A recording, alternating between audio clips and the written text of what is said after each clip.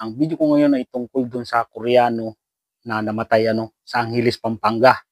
Alam niyo naman sa Angeles, Pampanga ay nandyan talaga, marami talagang mga Koreano dyan.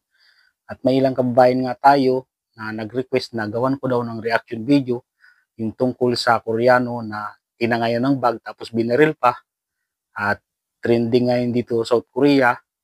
Napanood ko rin sa YouTube yung video nun at nakakaawa talaga. Isipin mo, mamasyal lang siya, inagawa ng bag, tapos binaril pa. At nakakalungkot talaga. At pati yung mga kasama naming Koreano dito ay napanood din yun. At sabi nga nila ay napakadelikado talaga sa Pilipinas. Sabi nilang ganon. At ang tanong, sa Pilipinas lang ba may nangyayaring ganon? Meron din sa ibang bansa. Hindi lang sa Pilipinas. May mga Koreano din na pinapatay sa ibang bansa. At dun sa mga nagsasabi na sira ng image ng Pilipinas dito sa South Korea, ay matagal nang sira. Matagal nang may nangyayaring ganyan.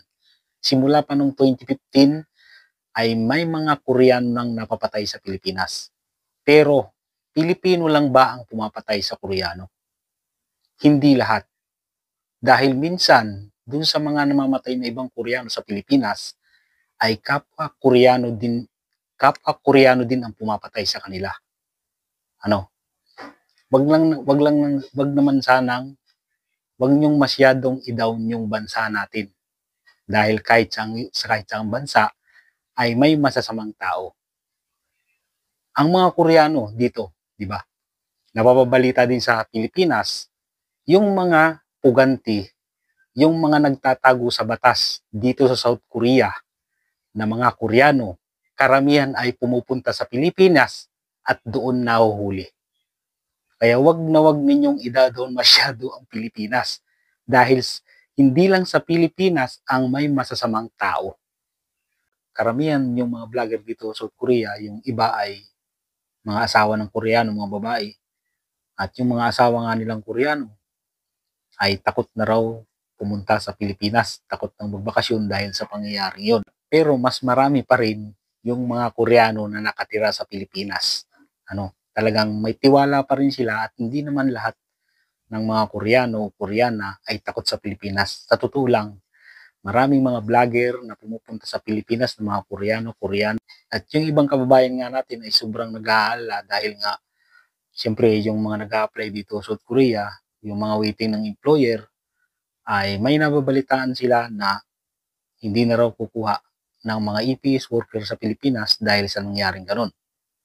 Sa totoo lang ay wala pa namang sinasabi dito sa South Korea, wala namang binabalita dito sa South Korea na hindi nakukuha ng mga Pinoy dahil sa pangyayaring yon. Huwag kayong maniniwala doon dahil matagal nang may mga nangyayaring ganyan sa Pilipinas. May mga nadidisgrasya ng mga Koreano. Noong nag-aaral pa lang ako ng Korean language, ay may mga nababalitaan akong ganyan. Pero nakaalis pa rin naman kami. At yung pangyayari na ganyan ay wala yang kinalaman tungkol sa pagsilik ng mga EPS worker na manggagaling sa Pilipinas. At ito yung isang halimbawa. Kapag kayo ay aalis na, kailangan siyempre ng NBI clearance. Ibig sabihin, kapag ikaw ay hindi nakakuha ng NBI clearance, ibig sabihin nun ay may ginawa ka na hindi maganda. Sa loob ng 8 years ko dito sa South Korea, ay wala pa akong nabalitaan na Pinoy na pumatay ng Koreano. Kaya nga sa Pilipinas pa lang, kapag kayo ay mag-apply dito sa South Korea, ay sinasala na kayong mabuti para maayos yung makukuha nilang mga EPS worker na manggagaling sa Pilipinas. Kaya nga, kailangan number one ay ang NBI clearance. Kaya dun sa mga naghihintay ng employer ay huwag kayong mag-alala. At dun sa mga nag-a-apply dito sa South Korea, huwag kayong mag-alala dahil patuloy pa rin kukuha ng EPS worker sa Pilipinas.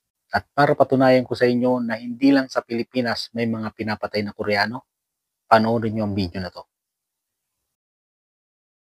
The threat of deadly violence targeting Koreans on holiday in the Philippines has reared up again with the fatal shooting of a man visiting the city of Angeles.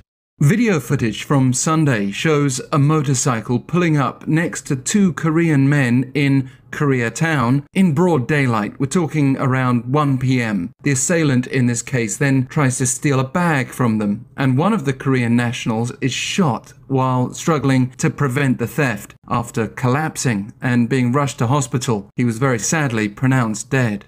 The South Korean embassy in Manila has urged tourists and Korean residents in the Philippines to be alert to the threat of armed robbery, citing security in the country becoming unstable ahead of next month's general election there. People are advised not to resist, as another Korean man was fatally shot in downtown Manila just last month. But it's been a problem for years. Government data shows that 38 Koreans were murdered in the Philippines from 2015 to June of last year, more than anywhere else in the Asia-Pacific region. Not that there haven't been notable cases in other countries. There was the discovery of a partially dismembered body in a reservoir in Pattaya, Thailand last year after the killing of a Korean tourist in his 30s. You may also recall a Korean national being found dead in Cambodia in 2023. She'd actually been a well-known social media influencer